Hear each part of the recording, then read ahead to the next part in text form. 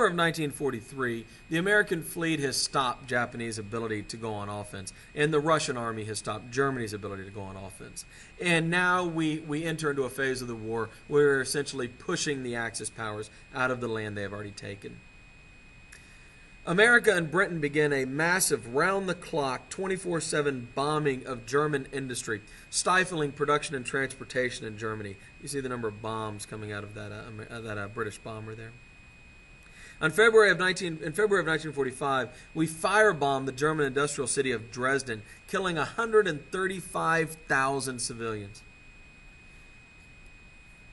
Meanwhile, we are gathering the largest amphibious force in the history of the world, 3 million troops, and the largest gathering of naval vessels in the history of the world, in preparation for what we call D-Day. D-Day refers to the long-awaited American, British, and Canadian, actually, invasion of France and the beginning of liberating France from German rule. Dwight D. Eisenhower is, of course, in charge of this. There you see Ike preparing, and you see the beaches of Normandy that our soldiers are going to be landing on. We had been planning this operation for years, and of course our constant delays had by now significantly angered Stalin. The D-Day invasion was an extraordinarily intense day of fighting, particularly on Omaha Beach, which was the most hotly contested of the beaches. Some of the beaches there was very little resistance, and Allied forces were able to walk on without much combat. But on the morning of June 6 of 1944, Americans at Omaha would face the stiffest resistance. As intense and horrific as the invasion of D-Day was, one of the guys who drove the transport boats, told his kids later in his life, "I'm not worried about dying and going to hell. I've already been there." It was so intense was the fighting at D-Day. But it was a day, and by the end of the day, the Americans controlled the beach and began to establish a beachhead and unload a massive amount of men and material into France.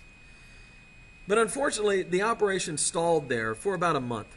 And it won't be until Omar Bradley, one of America's generals, smashes through the German line at St. Lo, which is just a little bit inland from where we landed on D-Day, where we break through and get into greater France. By August 25th, which is a little under 3 months after D-Day, the Allies retake Paris. And by September 25th, we've liberated all of France and Belgium as well. Well, of course, it's much harder to fight during the winter than it is during the summer. And as we'll end for the winter at the Rhine, the river that marks the border of Germany. Hitler, desperate and terrified that the Russians will get to Germany before the Americans at that point were seen as a much friendlier force to surrender to. If you surrendered to the Russians, you were likely to be thrown into a camp and starved to death or forced to work. If you surrendered to the Americans, the idea went you would be given a chocolate bar. So Hitler wants to hit the Americans hard and maybe possibly open up a port in the Baltic, or just simply get the Americans to negotiate a separate peace with him. And so he takes all of his resources and he hits the Americans camped along the Rhine River. He pushes a bulge into the American line, as you can see on the map there. And so we call it the Battle of the Bulge because he's pushed our line back. The Americans who fight to resist this will be trapped in the Ardennes forest, some of them completely surrounded, particularly those at Bastogne, who are 55 miles behind enemy lines. But the Americans will hold. They will not allow the Germans to break through. And this is some of the most intense fighting in the war. It's fought during a brutal winter in the middle of a forest. It's very difficult. By January of 1945, we've managed to push the Germans back across the Rhine, but the Russians have also entered into Germany. And when the spring comes, Bradley is once again finds himself, Omar Bradley, the general, finds himself at the Rhine trying to get across and into Germany to accelerate the end of the war. The Americans believe that the Germans have blown all the bridges along the Rhine River, and it's going to take weeks or maybe even months to construct a bridge that will get the U.S. Army across and into Germany proper. But amazingly, a courier who's driving along the Rhine on the west side of it where the Americans are will spot this bridge, the bridge at Remagen. The Germans had tried to blow it up, but the bridge turned out to be too well built, and it didn't fall. And so Omar Bradley makes a decision to mass the American forces there and get as many of them as he can across the bridge before it collapses. And he does. He gets almost the entire American army across this bridge before, as you can see there at the bottom, it falls. 300,000 Germans are taken by Bradley's troops in northern Germany in the Ruhr Valley.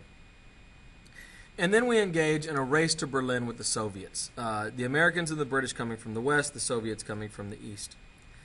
When it becomes clear that the Soviets will get there slightly before the Americans and the British, we decide to stop and let the Soviets take Berlin. And even by then, before the war is even really over, by April of 30th of 1945, when Berlin falls, it has become clear that now the new tension is going to be the Americans versus the Soviets. Hitler commits suicide when the Soviets invade. And May 8th of 1945 is declared to be Victory in Europe Day. And the war is over, at least in the European theater. And you see the incredible celebration. It's hard for us to imagine today any event like this that would lead to this sort of celebration, as did the end of the war in Europe.